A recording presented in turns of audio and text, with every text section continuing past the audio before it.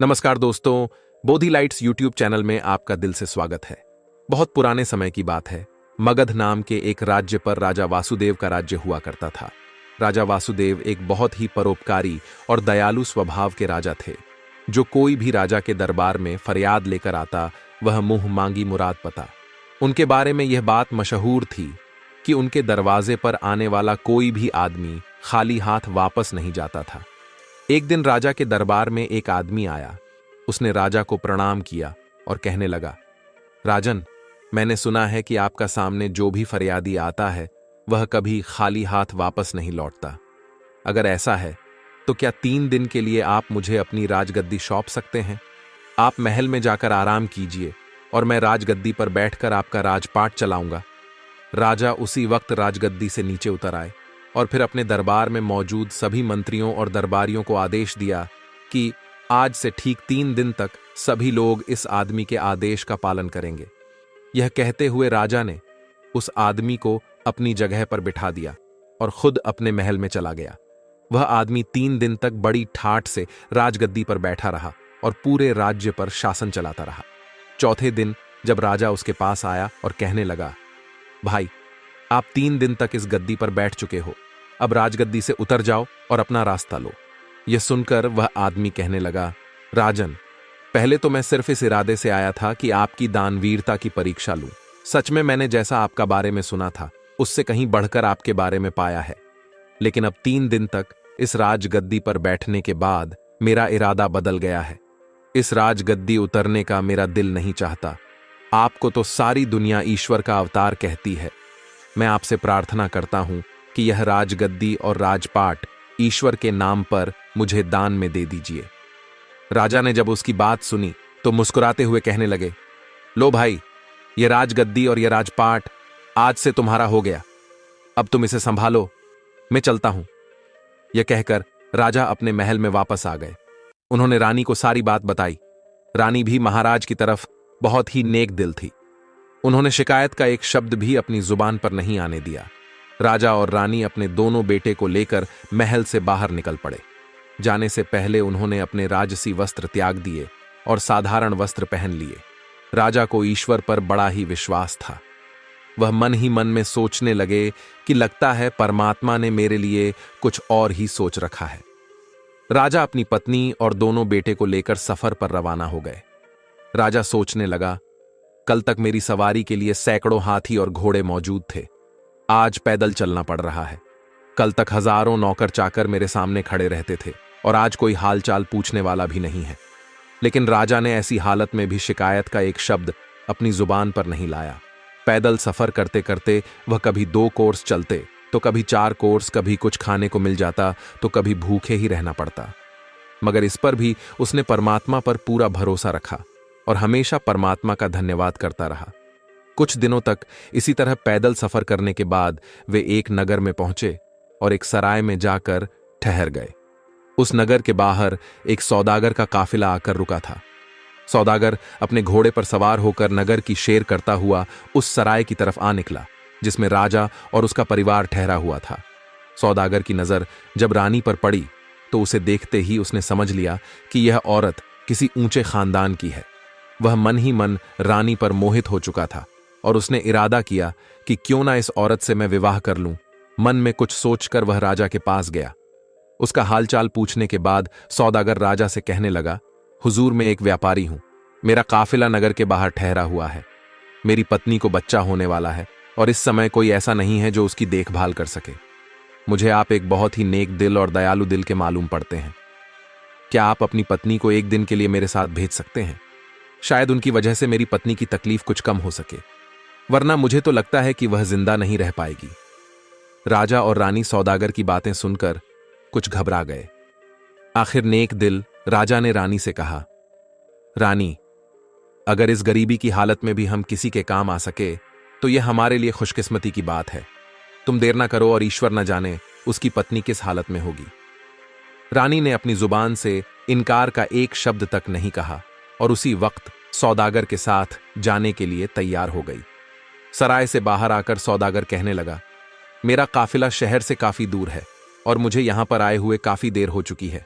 आप ऐसा कीजिए, मेरे साथ मेरे घोड़े पर बैठ जाइए ताकि हम जितनी जल्दी हो सके काफिले तक पहुंच जाएं। रानी बेचारी उस सौदागर की चालबाजी को नहीं समझ सकी और उसके साथ घोड़े पर सवार हो गई। सौदागर घोड़े पर सवार रानी को लेकर अपनी काफिले पर पहुंचा। उसने अपने काफिले को कुछ करने का आदेश दिया। अपना घोड़ा उसने एक तरफ भगाया और रानी को ले चला। यह सब कुछ देखकर रानी को सौदागर की चालबाजी का पता लगा। रानी ने बहुत शोर मचाया, बहुत तड़पी चीखी चिल्लाई, मगर सौदागर को उस पर बिल्कुल भी दया नहीं आई। वह उसे घोड़े पर बिठाकर कहीं का कहीं ले जा पहुंचा। दूसरी तरफ सराय में इंतजार करता हुआ राजा सोचने लगा कि उसकी पत्नी अब तक क्यों नहीं आई। उसने सोचा क्यों ना खुद चलकर देखा जाए कि आखिर माजरा क्या है। वह अपने दोनों लड़कों को अपने साथ लेकर सराय से निकला शहर से बाहर आ पहुंचा। उसने सौदागर के काफिले को ढूंढने की बहुत कोशिश की, लेकिन काफिले का कहीं पता नहीं चला। तभी उसे उत्तर दिशा में धूल उड़ती हुई दिखाई दी। राजा ने अनुमान लगाया कि जरूर वह आदमी उसकी रानी को लेकर उसी तरफ गया है। राजा भी अपने दोनों लड़के को लेकर उस दिशा की तरफ चल दिया जिस तरफ काफिला गया था। थोड़ी दूर चलने के बाद राजा रास्ता भटक गया और कहीं दूसरी जगह जा निकला जहां उसके सामने एक नदी बह रही थी। राजा ने इधर उधर देखा कि शायद नदी पार करने के लिए कोई नाव मौजूद हो, लेकिन वहां पर कोई नाव नहीं थी। उसने कुछ देर तक सोचा और फिर बड़े लड़के को नदी के किनारे पर बिठाया, छोटे लड़के को अपने कंधे पर बिठाया और नदी में उतर गया। राजा का इरादा था कि पहले छोटे बेटे को नदी के पार पहुंचा देता हूं और फिर वापस आकर बड़े बेटे को ले जाएगा, लेकिन इंसान सोचता कुछ और है और होता कुछ और है। वह छोटे लड़के को कंधे पर बिठाकर बड़ी ही मुश्किल से नदी के बीचों बीच पहुंचा। तभी उसे बड़े लड़के की चीख सुनाई दी। उसने मुड़कर देखा तो एक जंगली भालू उसके बेटे पर हमला करने वाला था। राजा अपने बेटे की चीख सुनकर घबरा गया। घबराहट की वजह से राजा के कंधे पर उसका छोटा बेटा नदी में जा गिरा और बह गया। अब तो राजा खुद भी बहुत ही परेशान हो गया और नदी में गोते खाने लगा, मगर राजा की जिंदगी अभी बाकी थी। वह जैसे तैसे नदी के एक किनारे तक जा पहुंचा। राजा यह समझ रहा था कि उसके बड़े बेटे को जंगली भालू ले गया और छोटा बेटा नदी में डूब गया। पहले तो राजपाट हाथ से गया और फिर रानी भी मुझसे छीन गई। अब दोनों लड़के भी मुझसे बिछड़ गए। राजा मन ही मन बहुत दुखी था। इसी हालत में वह चलते चलते गिरते पड़ते दोपहर के समय एक नगर के पास जा पहुंचा तो देखा कि शहर के बीचों बीच एक खुले मैदान में लोगों की भीड़ जमा थी। भीड़ को देखकर राजा हैरानी में पड़ गया और सच्चाई मालूम करने के लिए उस तरफ बढ़ने लगा। उस नगर का यह रिवाज था कि वहां के राजा की जब मौत हो जाती थी तो सभी दरबारी और मंत्री शहर के लोगों के साथ एक मैदान में इकट्ठा हो जाते थे। फिर एक बाज को उड़ाया जाता। यह बाज जिसके भी सिर पर बैठ जाता है उसी को राजा मान लिया जाता था और राजगद्दी सौंप दी जाती थी। लोगों की भीड़ इसी कारण से वहां पर जमा थी। बाज छोड़ा जा चुका था, मगर अभी तक वह किसी के सिर पर नहीं बैठा था। किस्मत शायद इसी राजा का इंतजार कर रही थी। जैसे ही राजा फटेहाल वहां पर पहुंचा, बाज जाकर उसके सिर पर बैठ गया। बाज का उसके सिर पर बैठना था कि तुरंत सभी दरबारी और मंत्री हाथ जोड़कर उसके सामने आ खड़े हो गए और उसे अपना राजा मान लिया। वे सभी उससे प्रार्थना करने लगे, चलिए महाराज, अब आप ही इस देश के राजा हैं, चलकर अपनी गद्दी संभालिए। लेकिन राजा ने कहा, अरे भाई, मैं तो खुद राजपाट छोड़कर आया हूं। अपना राजपाट छोड़कर ही मैंने यह फकीरी हासिल की है। अब मुझे किसी भी तरह के राजपाट की कोई इच्छा नहीं है। राजा का ऐसा कहना था कि दरबारी समझ गए कि हमें इससे अधिक अच्छा राजा नहीं मिल सकता। वे सभी जिद करने लगे, आप ही हमारे राजा हैं। राजा के बार बार मना करने पर भी लोगों ने उसे अपना राजा बनाकर ही दम लिया। उसे राजा के कपड़े पहनाए गए, सर पर मुकुट रखा गया और महल में ले जाकर उसे राजगद्दी पर बैठाया गया। इसके बाद कई दिनों तक उस नगर में नए राजा के चुने जाने की खुशी में उत्सव मनाया गया। राजा ने भी मन ही मन में इस राज्य को ईश्वर का पुरस्कार समझा और उस राज्य का राज्यपाट चलाने लगा, मगर दिल ही दिल में राजा दुखी रहता था। जब भी उसे अपनी पत्नी और अपने बेटों की याद आती तो उसकी आंखें नम हो जाती। अब जरा उन बेटों का भी हाल सुनिए। जिस लड़के को जंगली भालू उठाकर ले गया था तो रास्ते में ही एक शिकारी की नजर उस पर पड़ी। उसने अपना तीर कमान पर चढ़ाया और निशाना सीधा भालू पर लगाया। भालू वहीं पर ढेर हो गया और लड़के की जान बच गई। और जो लड़का नदी में डूब गया था, वह एक मछुआरे ने उसे बचा लिया। यह दोनों ही आदमी की औलाद नहीं थे और उन्होंने इन दोनों लड़कों को अपनी औलाद समझकर इनका पालन पोषण किया। यह दोनों ही आदमी उसी नगर के रहने वाले थे जहां इन लोगों के पिता राजा बन चुका था। दोनों ही लड़के अपने अपने घर में बड़े हुए और वहां के राजा की सेना में भर्ती हो गए। भाग्य का करना ऐसा हुआ कि उन दोनों को राजा का अंगरक्षक बना दिया गया। समय बीतने की वजह से दोनों लड़कों की शक्ल सूरत अब बिल्कुल बदल चुकी थी। न तो राजा उन्हें पहचान सका कि यह उसी के बेटे हैं और ना ही उन लड़कों की समझ में यह आया कि राजगद्दी पर जो इंसान बैठा है यही उनका पिता है। बल्कि उन दोनों को तो यह भी एहसास नहीं हुआ कि वह दोनों सगे भाई हैं। यह भी कुदरत का ही खेल था कि वह इकट्ठे होकर भी अलग अलग ही थे। अब वह दोनों लड़के अंगरक्षक के रूप में हमेशा राजा के साथ ही रहते थे। राजा जब उनसे बातें करता तो उसे बहुत ही अच्छा महसूस होता। उन दोनों लड़कों से बातें करके राजा के मन को बहुत ही सुकून मिलता। अब किस्मत का करना ऐसा हुआ कि वह धोखेबाज सौदागर जो रानी को उठाकर ले गया था इसी नगर में आ गया। इस दौरान सौदागर ने लाख कोशिश की रानी उससे शादी कर ले, मगर वह नेक औरत किसी तरह भी शादी के लिए राजी ना हुई। सौदागर उसे एक अलग कैद खाने में रखता था और उसकी कड़ी निगरानी की जाती थी। इस सौदागर का यहाँ के पहले राजा के दरबार में अक्सर आना जाना रहता था। सारे दरबारी और मंत्री इस सौदागर को अच्छी तरह से पहचानते थे। जब सौदागर को पता लगा कि पुराने राजा की मौत हो चुकी है तो सौदागर को बहुत ही दुख हुआ, लेकिन मंत्रियों ने उसे बताया कि नया राजा पहले से भी ज्यादा नेक दिल और न्यायप्रिय है। तो यह सुन को सौदागर ने मंत्री के हाथ राजा के लिए कुछ तोहफे भिजवा दिए और फिर खुद भी राजा से मिलने के लिए पहुंच गया। किस्मत की बात है कि राजा ने नहीं पहचाना कि यह वही धोखेबाज आदमी है जो उसकी रानी को ले भागा था। सौदागर भी यह न समझ सका कि यह राजा भी वही आदमी है जिसे उसने धोखा दिया था। राजा ने सौदागर की बहुत ही मेहमान नवाजी की। सौदागर कई देशों की यात्रा कर चुका था। राजा सौदागर से उन देशों के बारे में पूछता और सौदागर उस अपने सफर के किस्से सुनाता। एक दिन की बात है जब सौदागर और राजा काफी देर तक बातें कर रहे थे। शाम ढल चुकी थी। तब राजा ने सौदागर से कहा, दोस्तों, आज की शाम तुम यहीं पर रुक जाओ, मुझे व्यापार के मामले में तुमसे कुछ जरूरी बातें करनी है।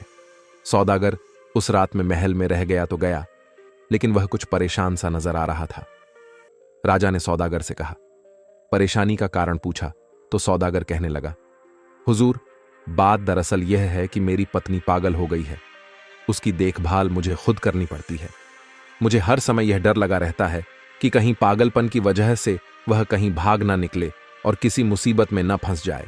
इस पर राजा ने कहा, तुम आज महल में ही रहो और तुम्हारी पत्नी की चिंता मत करो, उसकी देखभाल का बंदोबस्त हम कर देंगे।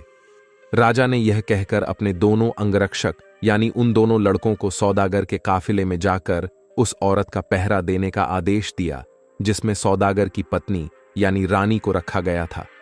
दोनों लड़कों ने आदेश पाकर उसी वक्त जाकर घर के बाहर पहरा देना शुरू कर दिया जिस घर में वह औरत कैद थी। रात जब आधी से ज्यादा गुजर चुकी तो छोटे लड़के को नींद आने लगी। उस पर बड़े लड़के ने कहा, देखो भाई, इस समय नींद का आना ठीक नहीं है। कहीं ऐसा ना हो कि हम दोनों की गलती के कारण यह औरत यहां से निकलकर भाग जाए। इस पर छोटे लड़के ने कहा, तो फिर भाई ऐसा करो कि कोई ऐसी कहानी सुनाओ जिसे सुनकर नींद उड़ जाए। यह सुनकर बड़े भाई ने जवाब दिया, मैं तुम्हें अपनी ही कहानी सुना देता हूं। अगर गौर से सुनोगे तो नींद तो क्या तुम्हारे भूख प्यास तक उड़ जाएगी। यह कहने के बाद उसने कहानी सुनाना शुरू की। अरे भाई, मैं एक राजा का बेटा हूं। मेरे पिता की न्यायप्रियता और दयालुता की दूर दूर तक चर्चा थी। लोग उसे ईश्वर का अवतार मानते थे।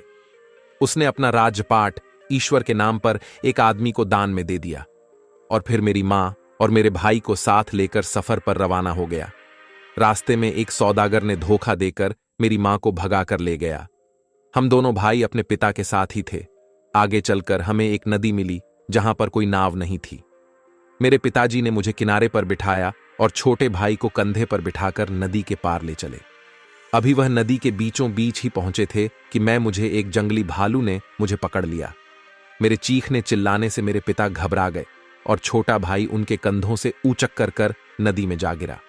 इसके बाद उनका क्या हुआ मुझे कुछ मालूम नहीं, लेकिन जब मुझे वह जंगली भालू पकड़कर ले जा रहा था तभी मुझे एक शिकारी ने उस भालू से छुड़वा लिया और फिर मेरी किस्मत मुझे इस राजा तक ले आई। यह सुनकर दूसरा लड़का तुरंत से उससे लिपट गया और कहने लगा, नदी में गिरने वाला वह बच्चा मैं ही था। मुझे एक मछुआरे ने डूबने से बचाया। फिर दोनों भाई गले लगाकर रोने लगे। उन दोनों के रोने की आवाज सुनकर अंदर कैद खाने में बैठी हुई औरत अचानक चौंक पड़ी। वह उन दोनों लड़कों से इसी का कारण पूछने लगी। दोनों लड़कों ने जब सारी कहानी उस औरत को बताएं तो वह कहने लगी, मेरे बच्चों, तुम अपनी मां को नहीं पहचान सके। ये कहते हुए वह उन लड़कों से लिपट गई।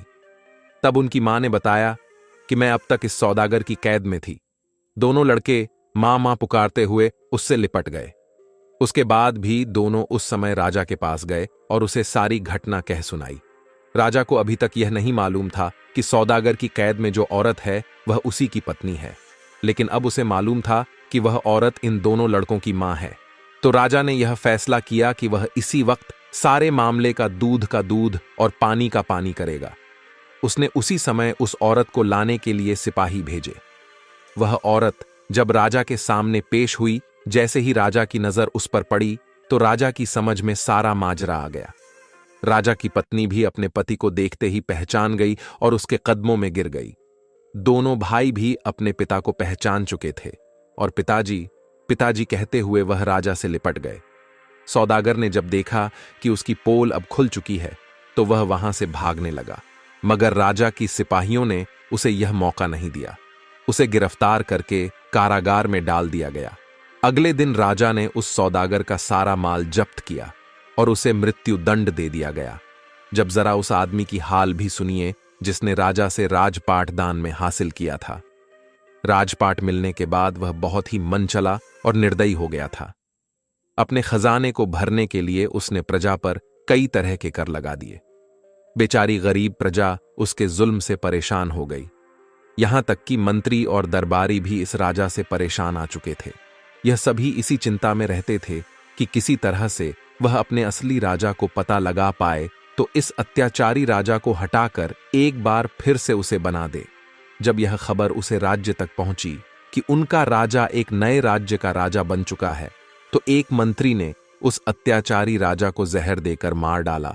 इस तरह से उस अत्याचारी राजा का अंत हो गया और वह मंत्री राजा के पास आया और सभी दरबारी की तरफ से उसने प्रार्थना की वह फिर से अपने पुराने राज्य का राजपाट संभाल ले। राजा के मन में भी अपने पुराने राज्य के लिए प्रेम जाग गया। वह अपने मंत्री के साथ उस राज्य में आया। इसके बाद वर्ष के 6 महीने वह अपने पुराने राज्य में रहता और फिर वर्ष के अगले 6 महीने वह अपने नए राज्य में रहता। इस तरह से वह दोनों राज्यों की बागडोर संभालता था। कुछ ही वर्षों के बाद जब राजा के दोनों पुत्र राजपाट संभालने के योग्य हुए तो राजा ने उन दोनों को एक एक राज्य का राजा बना दिया और खुद वह ईश्वर की भक्ति करने में अपनी जिंदगी के बचे हुए दिन गुजरने लगा। तो दोस्तों, कैसी लगी आपको यह कहानी? आप हमें कमेंट सेक्शन में जरूर बताना और अच्छी लगी हो तो इस चैनल को सब्सक्राइब जरूर कर लेना। तो चलिए मिलते हैं ऐसे ही कोई नई कहानी में। तब तक के लिए अपना ख्याल रखिए। धन्यवाद और नमो बुद्धाय।